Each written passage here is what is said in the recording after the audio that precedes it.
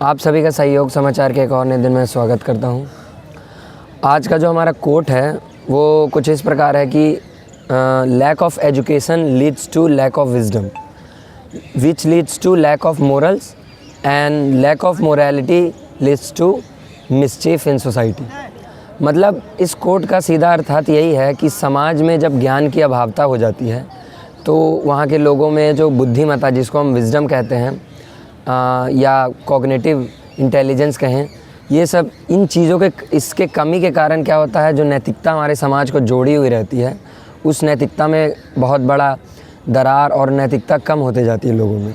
और उस नैतिकता की कमी के कारण अंततः ये होता है कि समाज अराजकता और अपराध की तरफ बढ़ जाता है।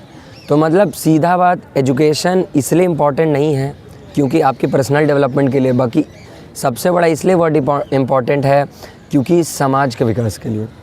क्योंकि हम एजुकेशन को हमेशा पर्सनल डेवलपमेंट, इंडिविजुअल डेवलपमेंट से जोड़ते हैं, लेकिन अगर आप अपने हिसाब से सेल्फिश होकर सोचेंगे कि एजुकेशन हमारे लिए सिर्फ मददगार साबित है, ऐसा नहीं है। आप एजुकेटेड होंगे और आपके आसपास वाले लोग भी एजुकेटेड होंगे तो आप सही तरीके से अपना जीवन यापन कर सकते हैं और एक सौहार्दपूर्ण समाज बन के उभरेगा आगे। ये जो हमारा कोट दिया गया है वो अगले इम्पॉर्टेंट डे से ही रिलेटेड है। ये कोट दिया गया था ज्योतिबा फुले के द्वारा। जैसा कि हम सब लगभग लोग ऐसा मैं मानता हूँ कि हम ही सब लोगों को पता ही होगा कि ज्योतिबा फुले कौन है। ज्योतिबा फुले महाराष्ट्र की, मतलब कहें तो उनके नाम में जितना बोला जाए उतना कम, क्योंकि उस समय में कास्टिज़म हमारे देश में पीक पे था। लेकिन वहाँ से आप उभर के आना कास्टिज़म के ख़िलाफ़, और सब उससे भी बड़ी बात वुमेन एजुकेशन के लिए लड़ना, उसमें सबसे बड़ी जो सोशल रिफॉर्मर का नाम आता है वो ज्योतिबा फुले का नाम आता है। उनके पति भी, दोनों ने मिलके ऐसा समाज का गठन किया जो कि ना सिर्फ वुमेन एजुकेशन और मार्जिनलाइज सेक्शन के एजुकेशन को स्टार्ट करवाई, बल्कि उसके लिए लड़ा भी वहाँ के लोगों से, उनके माइंडसेट को बदलने के लिए। और उनका सबसे बड़ा सपोर्ट उस समय किया हमारे, कहना तो नहीं चाहिए लेकिन ब्रिटिश गवर्नमेंट ने, क्योंकि ब्रिटिश गवर्नमेंट हमेशा से ऐसा चाहती थी कि कुछ ऐसे मौके मिले जहाँ पे भारतीय समाज के अंदर जो बंटवारे करने की एक कोई भी चिंगारी आ रही है उसको हम आग दें।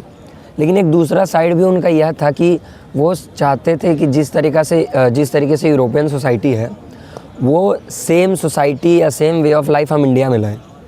और उसमें उनका सबसे बड़ा हर्डल बन रहा था सती प्रथा, कास्टिज़म, क्योंकि कभी कभी कास्टिज़म तो उनके लिए काम आता था, जैसे ज़मींदारी सिस्टम में हम देख लें, लेकिन कभी कभी बहुत बड़ा हर्डल बन जाता था आपस में लड़ाई करना, उससे उनका रिसोर्सेज लॉस। तो उस समय ज्योतिबा फुले का सपोर्ट किया ब्रिटिश ने, और उन दोनों, ब्रिटिश और ज्योतिबा फुले ने मिलके समाज को ये बताया कि नारी शिक्षा बहुत इम्पॉर्टेंट चीज़ है। अगर नारी शिक्षित होगी तो अपने पूरे फैमिली को शिक्षित करेगी, और वो शिक्षा से क्या होगा कि जो स्पीड ऑफ डेवलपमेंट है या ह्यूमन का, वो तेज़ी से बढ़ेगा। सही से मनी मैनेजमेंट सीख पाएंगी वो, फिर क्या मोरल है क्या इमोरल उन्हें पता चल पाएगा।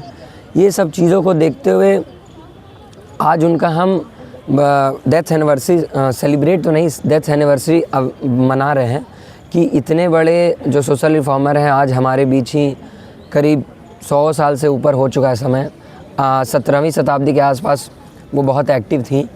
तो इतने समय काल के बाद आज भी उनका इम्पोर्टेंस है, उनकी पॉइंट्स का इम्पोर्टेंस है। और ये डेथ एनिवर्सरी जो हम रिफॉर्मर्स का मनाते हैं वो इसलिए नहीं मनाते क्योंकि उनकी हमें याद करना, उनके विचारों को सबसे महत्वपूर्णता देनी है कि विचार क्या थे नहीं थे, उसको इम्पोर्टेंस देनी है। इसी के साथ हम अपने अगले आर्टिकल की ओर बढ़ते हैं। अगला आर्टिकल है, ट्रंप ने हाल ही में काफ़ी समय बाद सोचा कि अब काफ़ी वॉर हो चुकी है, रशिया यूक्रेन के वॉर में काफ़ी समय से अपडेट नहीं आई थी। लगभग ये वॉर चलते हुए 3-4 साल से ऊपर हो चुका है समय रशिया यूक्रेन वॉर में। लेकिन अब ये अपडेट निकल के आ रहा है कि ट्रंप यह चाहती है कि पीस प्लान सामने आए। उस पीस प्लान में यूक्रेन के सामने कुछ पॉइंट्स रखे जाएंगे, रशिया के सामने कुछ पॉइंट्स रखे जाएंगे, और दोनों देश एग्री करके और इस युद्ध को समापन की ओर ले जाएंगे। तो यही है कि मतलब यहाँ पर यही इम्पोर्टेंस आज का है कि जैसे इस आर्टिकल में कि यूक्रेन के द्वारा काफ़ी समय से जैसे उनका एक मांग था सबसे इम्पोर्टेंट कि यूक्रेन इस नेटो में जुड़ना चाहती है। नेटो आपको नहीं पता हो तो मैं बता दूं कि एक कोल्ड वार के समय बना हुआ ऑर्गेनाइजेशन था जिसे हम कहते हैं नॉर्थ एटलांटिक ट्रीटी ऑर्गेनाइजेशन। ये ऑर्गेनाइजेशन रशिया के वार्सो पैक्ट के ख़िलाफ़ लड़ने के लिए, या नेटो उस समय जो एक गुट में बटा हुआ था दूसरे गुट से लड़ने के लिए या दूसरे गुट के विचारों से टैकल करने के लिए ऑर्गेनाइजेशन बना था। लेकिन आज भी इसकी रिलेवेंसी बहुत ज़्यादा है। पूरे इंटरनेशनल पॉलिटिक्स में नेटो हमेशा से एक इम्पॉर्टेंट रोल प्ले किया है। जो भी चीज़ें हुई है उसके इर्द गिर्द हुई है। मतलब जैसे सबसे बड़ा इम्पोर्टेंस इसका इसलिए होता है क्योंकि आर्टिकल 4 में नेटो के यह लिखा हुआ है कि जितने भी नेशंस कंट्रीज़ के मेंबर हैं उन सारे कंट्रीज़ में किसी एक पे भी किसी अलग देश के द्वारा या टेररिस्ट ऑर्गेनाइजेशन के द्वारा हमला किया जाता है या थ्रेटन किया जाता है तो उसको पूरे 30 मेंबर्स पे हमला माना जाएगा। और इसमें मेंबर्स ऐसे कोई छोटे कंट्रीज़ या डेवलपिंग नेशंस नहीं हैं। इसमें यूरोपियन यूनियन के लगभग नेशन कंट्री हैं, फिर यूएस जुड़ा हुआ है। तो इतने बड़े बड़े पावरफुल कंट्रीज जुड़ने के बाद ये ऑर्गेनाइजेशन अपने आप में यूएनओ से ज़्यादा मिलिट्री बेसिस पे पावर रखता है। तो इसके कारण इसके जो भी एक्शंस हैं वो बहुत इंपॉर्टेंट हो जाते हैं वर्ल्ड पॉलिटिक्स के लिए। अभी हाल ही में यूक्रेन के द्वारा करीब वॉर स्टार्ट होने से पहले उनसे कहा गया था कि आप हमें भी नेटो में जोड़ लें, लेकिन उनके एक मेंबर के द्वारा वीटो पावर लगा के उसमें ऐसा एक रूल है कि किसी मेंबर्स को भी नेटो में जुड़ना है तो पूरे मेंबर्स का वोट चाहिए। एक भी मेंबर्स अगर वोट नहीं करते तो आप नेटो में नहीं जुड़ पाएंगे। तो इसके कारण एक मेंबर के वोट ना देने के कारण यूक्रेन नहीं जुड़ पाया। लेकिन ये एक्शन के कारण उसका रशिया के साथ रिलेशन बहुत बड़े लेवल पे ख़राब हो गया और इतने ख़राब, इतना वर्स्ट हो गया कि आज हम देख सकते हैं कि कितने लोग का जान गया है। करीब ज़्यादातर जो सिटीज़ हैं वो बर्बादी के कगार पे आ चुके हैं यूक्रेन के। तो आज ट्रम्प पीस प्लान में यही पॉइंट्स दिखा रहा है। पहला पॉइंट तो मेन इम्पॉर्टेंट हम देखें कि जो पार्ट्स यूक्रेन की रशिया ने कब्ज़ा की है वो उसे दे दिया जाए। जैसे हम नाम सुनते हैं क्रीमिया 2024 में ऑलरेडी हम रशिया के द्वारा कब्ज़ा किया गया था। लेकिन हाल ही में जो डोनेट्स्क और लुहांस्क, तो इन दोनों एरियाज़ में रेफरेंडम करवा के भी रशिया के द्वारा कहा गया कि ये वहाँ के नागरिक भी हमारे साथ जुड़ना चाहते हैं। लेकिन यूक्रेन कहता है कि ऐसी कोई बात नहीं है, वहाँ के कुछ ही लिमिटेड ऑर्गेनाइजेशन और लिमिटेड लोग ही जुड़ना चाहते हैं। तो ट्रम्प ने इस पॉइंट में यही कहा कि आप उनको वो रीजन दे दें। दूसरी चीज़, आप डीमिलिटराइजेशन कर लें, अपनी आर्मी को पीछे लें और जितने बड़े लेवल पे आप अपने स्ट्रेंथन कर रहे हैं आर्मी को उसको रोकें। तीसरा पॉइंट, रशिया को G7 पहले हम लोग जानते हैं G8 से हटा के उसे G7 बना दिया गया, रशिया को बाहर निकाल दिया गया था उसके इन्हीं सब एक्शन के कारण। लेकिन अब यूएस ने कहा है कि हम उन्हें वापस से G7 में जोड़ के G8 बनाएंगे उसको। और दूसरी बात सबसे जो तीसरी लास्ट इम्पॉर्टेंट बात यह है कि यूक्रेन मतलब जितने बड़े लेवल पे एड ले रहा है लोगों से, वो एड में रुकावट आएगी क्योंकि यूएस ने काफ़ी समय पहले ही बोल दिया था कि हम आपको एड नहीं देंगे। और सबसे बड़ा जो उसका सपोर्ट सिस्टम था यूएस था ये। और जब सपोर्ट सिस्टम ही गिर जाएगा तो सीधी बात है कि वॉर ख़त्म होगा।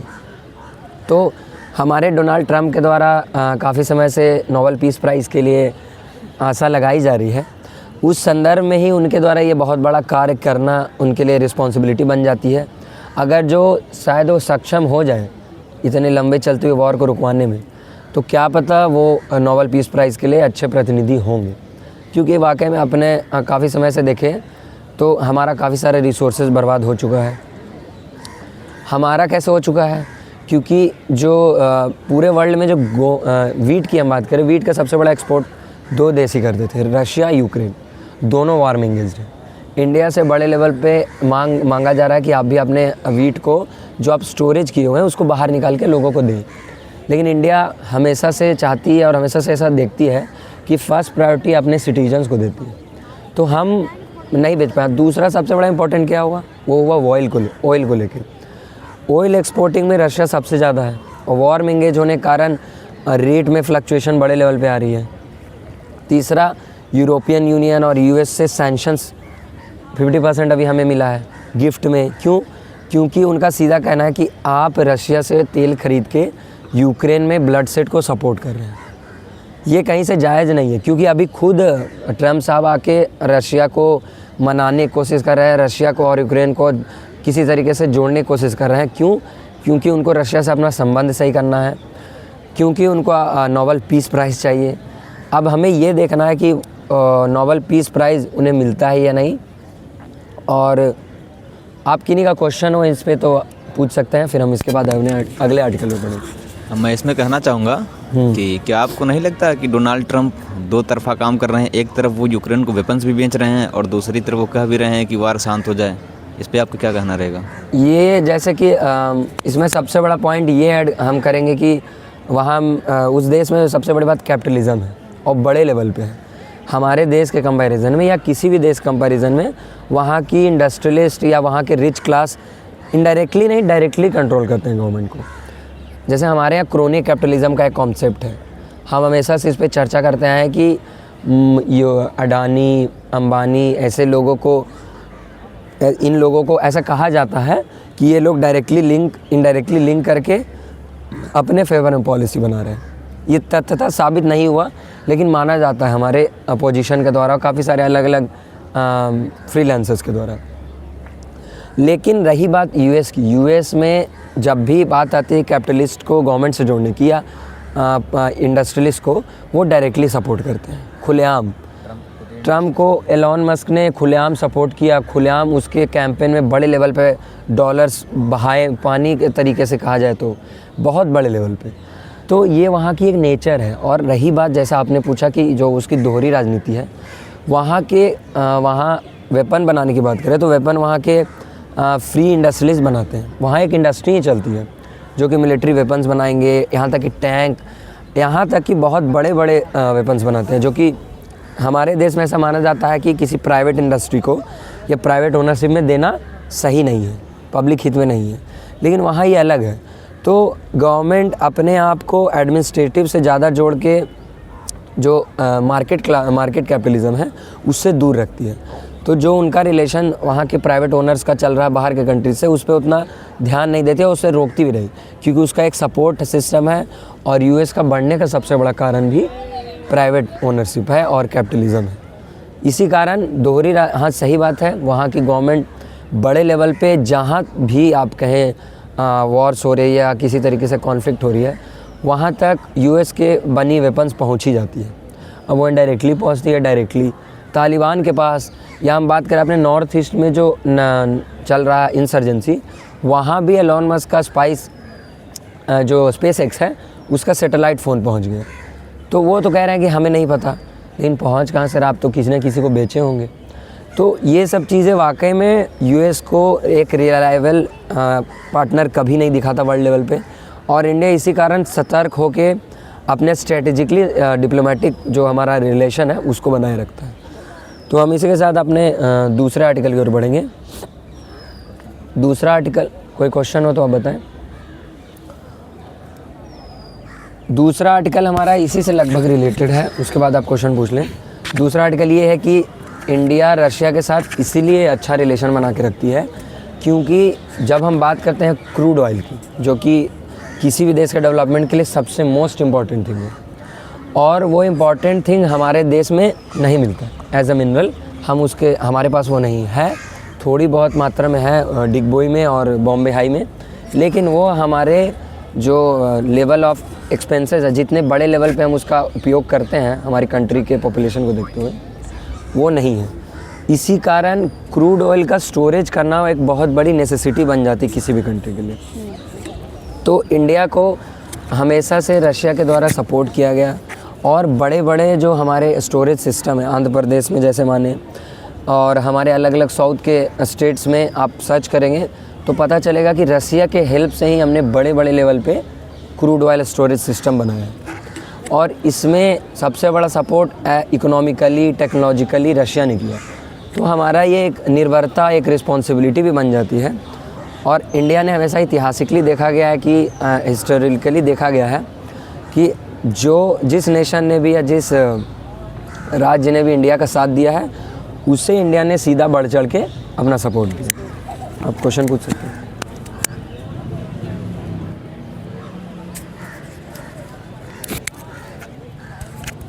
क्वेश्चन नहीं है ये, वो जो बात थी कि बिजनेसमैन जो होता है वो बहुत ज़्यादा यूएस में उसका रोल रहता है किसी भी पार्टी को क्रिएट करने का। जैसे कि हम देख सकते हैं, एक बहुत ही पॉइंटफुल बात है ये कि जो इस बारी का ऑपोजिशन था हमारा डोनाल्ड ट्रंप के जो अगेंस्ट थी वो काफ़ी स्ट्रॉन्ग थी और उनके जो पॉइंट्स थे वो काफ़ी अलग और जनता के लिए था, ठीक है, जनता के टूवर्ड्स था। लेकिन फिर भी क्यों डोनाल्ड ट्रंप जीत गए? क्योंकि उनके साथ कौन था? बिजनेसमैन। और वो चाहे वो ट्विटर हो, चाहे वो कोई भी सोशल मीडिया प्लेटफॉर्म हो, हर एक जगह उसने डोनाल्ड ट्रंप के, ये होता ना जहाँ पे वर्ड ग्रेट आ जाता है, वहाँ पे जो यूएस में भी कुछ ऐसे वाइट बेल्ट जगह, ऐसी जगह है कि वो क्या देखते हैं, वो देखते हैं कि भाई वो अपने हित की चीज़ें देखते हैं। और यहाँ पे इंडिया में यूएस क्यों बहुत ज़्यादा ये टैरिफ वैरिफ लगा रहा है? वो चाहता है कि वो अपने डोमेस्टिक चीज़ें जो हैं, वो जो उनकी फार्मर जो सेक्टर है वो यहाँ पे ज़्यादा बढ़ाए, इसीलिए शायद ये टैरिफ हो डेयरी गुड्स जो है, क्योंकि वो उन्हें बेसिकली सपोर्ट करना चाहता है जिन्होंने उसे बनाया वहाँ पे। मतलब इंडिया हमेशा से पूरे वर्ल्ड के लिए सबसे बड़ी मार्केट बन के निकली है। और हाल ही में हमने मतलब हमारी पॉपुलेशन सबसे फर्स्ट पे आई है। मतलब India is the most populous country in the world. ये मिलने के बाद एक और हर एक मार्केट, जितने भी बिजनेसमैन हैं या जितने भी बड़े बड़े कंपनीज़ हैं, उनके लिए इंडिया और इम्पोर्टेंट हो जाता है।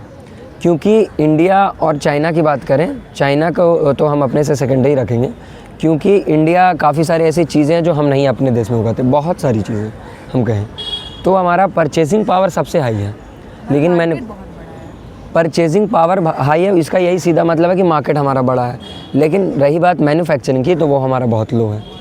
इसी कारण जितने भी अलग अलग कंपनीज़ या कंट्रीज़ हैं, वो हमेशा चाहती है कि इंडिया में अपना जितने भी प्रोडक्ट हो सके वो इंपोर्ट करें, वो वहाँ बेचें, क्योंकि मार्केट, इतना बड़ा मार्केट का एक्सेस मिलेगा तो उनके बिजनेसमैन को सपोर्ट मिलेगा, फिर उनकी डेवलपमेंट तेज़ी से बढ़ेगी। पार्टी की बात हटा दी जाए तो as a individual Donald Trump भी बिजनेसमैन, उसका दिमाग बिजनेसमैन वाला है। सीधी बात, वो हमेशा से ही अपने आप को कहता है मैं businessman and I always follow through the profit. मतलब हम प्रॉफिट के पीछे ही भागते हैं, और जहाँ हमारे देश का प्रॉफिट, मेरा प्रॉफिट होगा, वहीं हम काम करेंगे। तो इसी संदर्भ में वो हमेशा से इंडिया को चीज़ें बेचना चाहता है। लेकिन इंडिया, क्योंकि हमारा बहुत सारे ऐसे पार्टनर हैं जो हम काफ़ी समय से उनके साथ अलग अलग चीज़ों के लिए ट्रेड कर रहे हैं, तो उनको भी ना खुश करें इंडिया, इसलिए अभी तक रेजिस्ट कर रहा है। चाहता यही है कि यूएस से जितने बड़े लेवल पे वो चाहता है कि हमें ट्रेड मिले हमसे, वो हम नहीं देना चाहते। लेकिन काफ़ी दिन पहले के आर्टिकल में ही ऐसा सुनने को मिला कि जितने ज़्यादा लेवल पे हम क्रूड ऑयल मंगा रहे थे, उसे धीरे धीरे हम कम कर रहे हैं रशिया से। और ये सीधा डायरेक्टली या इनडायरेक्टली कहें तो रशिया के टैरिफ का ही कॉन्सिक्वेंस है। इसके बाद हम दूसरा आर्टिकल अपने देश को लेके है। सुप्रीम कोर्ट के द्वारा हाल ही में एक ऐसा वर्डिक्ट सुनाया गया जिसमें उन्होंने कहा कि जो इंटरनेट पे इतनी वल्गैरिटी, और वल्गैरिटी ना कह के बोले कि उसको एक नया वर्ड भी है, ब्रेन ड्रेन, ऐसा कंटेंट जो कि कहीं से वर्थ इट नहीं है, हेट स्पीच वर्थ इट नहीं है लोगों के लिए। मतलब कचड़ा है वहाँ भरा हुआ, जितने भी वेस्ट है कंटेंट, वेस्ट कंटेंट जो कि माइंड, लोगों के यूथ का माइंड ख़राब कर रहे हैं, या नेशनल सिक्योरिटी पे सीधा सीधा प्रभाव डाल रहे हैं, या तो जो हमारी हार्मनी या फैटर्निटी बनी हुई है देश में, उस पर सीधा सीधा प्रभाव डाल रही है। इन सब चीज़ों को रेगुलेशन करने की सबसे बड़ी आवश्यकता है, क्योंकि अभी के टाइम में छोटी सी भी बात इंटरनेट पर जाके बहुत बड़ी आग बन जाती है। तो इस आग से देश को जलने से बचाने के लिए हमारे सुप्रीम कोर्ट के द्वारा कहा गया कि आप जल्द से जल्द ऐसा लॉ लाएं जो कि ऑनलाइन कंटेंट क्रिएशन को रेगुलेट करे, ऑटोनमस हो और इम्पार्शियल हो।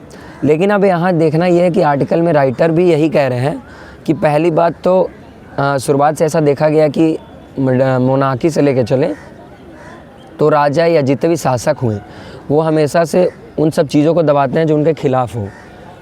वो खिलाफ सही भी हो सकता है, गलत भी हो सकता है। गलत चीज़ों को ज़्यादा कि हमारी सत्ता खतरे में ना आए, तो हमारी गवर्नमेंट या कोई भी गवर्नमेंट इस सब चीज़ों से बची नहीं है।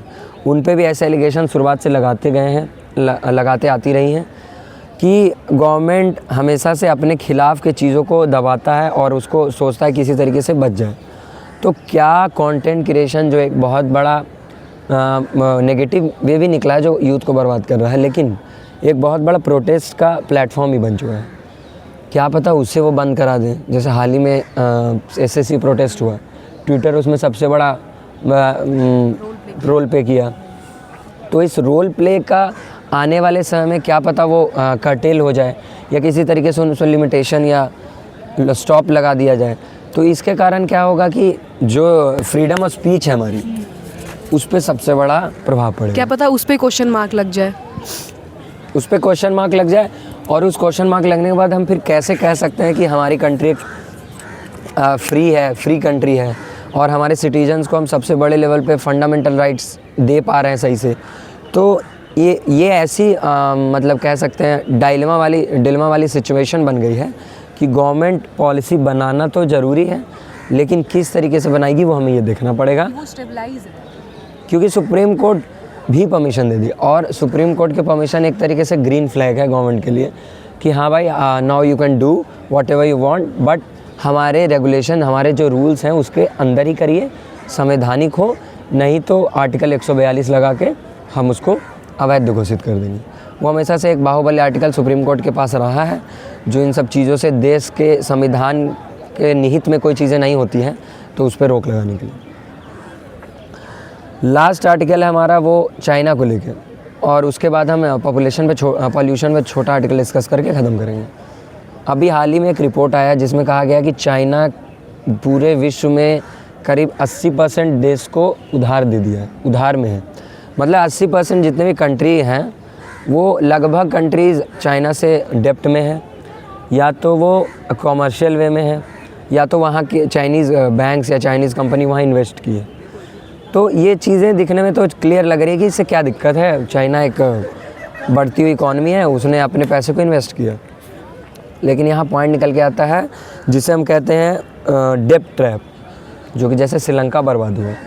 श्रीलंका को बड़े लेवल पे चाइना ने उधार दिया, और उस उधार में डूबते हुए इसके पास इतना पैसा भी नहीं बचा कि वो अपने इंटरेस्ट को चुका पाए, और उस इंटरेस्ट को चुकाने के लिए फिर हमारे IMF से उसने उधार लिया, फिर उसमें भी और डूब गया। चीज़ें इतनी ख़राब हुई कि अंततः वहाँ की गवर्नमेंट को गिरा दिया गया। वहाँ बड़े लेवल पे प्रोटेस्ट हुआ, मास प्रोटेस्ट, जिसे जेनजी प्रोटेस्ट भी हम कहते हैं। फिर वहाँ की पार्लियामेंट में प्रेसिडेंट्स की वहाँ जो हाउस है उसको जला दिया गया। बहुत दिक्कतें फेस करनी पड़ी, और इसी तरीके से और भी अलग अलग नेशन में सेम चीज़ें ट्रैप देखी जा रही है, जो चीज़ चाहता है चाइना।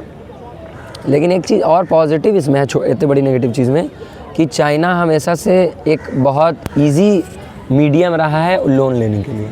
अगर जो हम बात करें बड़े बड़े IMF या लोन की जो ऑर्गेनाइजेशन है, जो अलग अलग कंट्रीज़ को, वर्ल्ड बैंक जो पैसा देती हैं, वो उसमें प्रोसीजर बहुत लंबा है। उनकी पॉलिसीज़ फॉलो करो और अलग अलग क्राइटेरिया करो, लेकिन चाइना आप ले जाइए पैसा, इजी वर्क, पेपर साइन करेगा, आप एग्रीमेंट कीजिए and then money will be granted. तो इसके कारण चाइना एक बहुत बड़ा इंपॉर्टेंट सोर्स बन जाता है पैसा के लिए। किन्हीं का कोई क्वेश्चन है तो? जैसा अभी आपने कहा कि जो चाइना है वो कम रेट पे लोगों को ब्याज देता है, ये एक डेप्थ ट्रैप भी है उसका।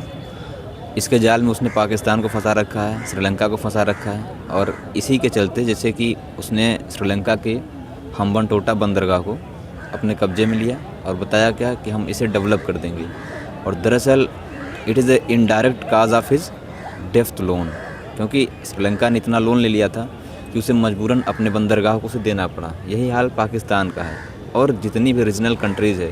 तो आप थोड़ा सा इस पर विश्लेषणात्मक नज़र डालिए कि ये जो भारत के नीबरिंग कंट्री हैं उनके लिए ये कैसे क्रूशियल हो सकता है, या भारत के लिए इसकी क्या पोजीशंस हो सकती हैं। मतलब भारत के संदर्भ में सीधा बात करें कि चाइना हमेशा से एक बहुत बड़ा इनेमी रहा है। डायरेक्टली वे में हमें उनसे वार एक ही बार इंगेज हुए, लेकिन इनडायरेक्ट वे में जैसे बात करें ट्रेड की, तो ट्रेड में हम हमेशा से उससे लड़ते हैं, उसके गुड से, उसके सस्ते मार्केट से। चाइना का ऐसा एक लौती ऐसी कंट्री है जो अपने इन्फ्लेशन को यूज़ करती है अपने ट्रेड के लिए। हमेशा से अपने जो वहाँ की कंट्री की करेंसी है उसका वैल्यू गिरा देती है। उससे क्या होता है, उसके देश की जो गुड्स है वो सस्ती हो जाती है, फिर वो गुड्स इंडिया या और अलग अलग कंट्रीज़ में जाके बिकती हैं, तो उससे क्या होता है, हमारी मार्केट की जो गुड्स ऑलरेडी महंगी थी और महंगी हो जाती हैं उनके सस्ते गुड्स आने के कारण। तो इससे क्या होता है कि एक वॉर होता है कि अब डायरेक्टली लेंगे जो वायलेंट वे में आप वेपन से लड़ें, लेकिन अब चल रहा है ट्रेड वॉर। तो चाइना इस तरीके से हर वो देश के लिए खतरा बन के उभरी है। क्योंकि अब बात करें, आपने बात किया कि पाकिस्तान को डेप्ट दी है, उसमें ट्रैप में फंसाई, लेकिन मैं आपको बता दूं कि US one of the most ऐसी बड़ी कंट्री बन के उभरी है जो सबसे ज़्यादा डेप्ट ली है। करीब $200 बिलियन चाइना का इन्वेस्टमेंट और चाइना का लोन वहाँ है, वहाँ की कंपनीज़ में, वहाँ की अलग अलग कॉमर्शियल जो प्रोजेक्ट्स हैं उसमें। तो सोचिए यूएस जो कि खुद 30 ट्रिलियन की इकॉनमी है, उससे ऊपर कोई नहीं है, आसपास भी नहीं है उसके, चाइना है लेकिन वो भी 10 गुना नीचे है। तो 10 ट्रिलियन नीचे, लगभग 9 ट्रिलियन के आसपास, 21 ट्रिलियन चाइना की इकॉनमी बताई जाती है। तो इतना फ़र्क होने के बावजूद भी $200 बिलियन इन्वेस्ट किए हैं यूएस में चाइना ने, तो उस पर सबसे बड़ा लिमिटेशन लगाती है। रही बात इंडिया के तरीके से, इंडिया के वे में देखा जाए तो इंडिया हमेशा से इसे अपने अलग अलग तरीके से लड़ने की कोशिश की है। जैसे इंडिया ने ईरान में इन्वेस्टमेंट करना स्टार्ट किया, इंडिया ने अफ़गानिस्तान में बड़े लेवल पे इन्वेस्टमेंट किया। इंडिया चाहती कि जो कंट्री चाइना के ज़्यादा करीब नहीं है या चाइना के करीब चले जाएं, उससे पहले हम उसे अपने इन्वेस्टमेंट से, अपने डिप्लोमेटिक रिलेशन से अपने साथ में जोड़ के रखें। क्योंकि चाइना की जो पॉलिसी है, जिसे हम कहते हैं पल्स ऑफ डायमंड नेकलेस, तो इंडिया की पॉलिसी है, और उनकी पल्स ऑफ नेकलेस एक पॉलिसी है जिसमें वो इंडिया को चारों तरफ से घेर रहा है।